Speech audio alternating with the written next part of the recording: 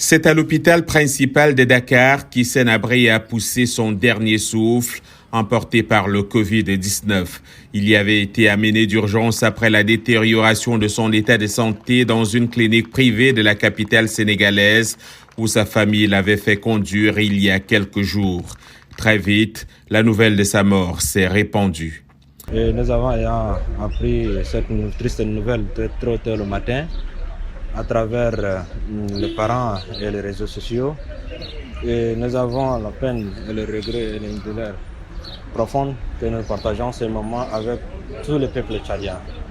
Parce que ce n'est pas parce qu'il est mon oncle, mais il est aussi le président, ancien président de la République du Tchad. Et si aujourd'hui nous avons perdu, c'est parce que le Tchad a perdu. Habré a été remis entre les mains de son seigneur, a déclaré dans un média local le ministre sénégalais de la Justice, Malick Sall. La justice sénégalaise avait consenti en avril 2020 de laisser Hissène Habré sortir de prison pendant 60 jours en le déclarant particulièrement vulnérable au coronavirus.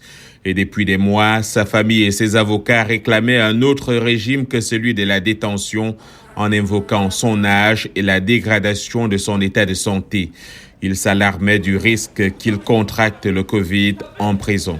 Vu son âge et vu son état de santé et aujourd'hui vu la situation de la crise sanitaire qui traverse le monde d'une manière générale, on aurait pu éviter en la libérant et en la laissant juste à la maison pour des soins médicaux.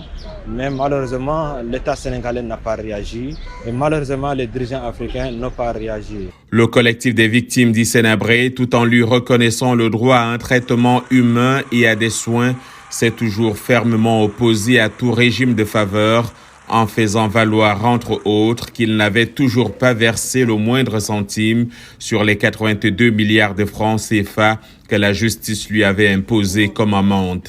Arrivé au pouvoir par les armes en 1982, combattant du désert, puis bourreau des Tchadiens et architecte d'une répression terrible, Hissène Habré a suscité à la fois fascination et horreur pendant son règne.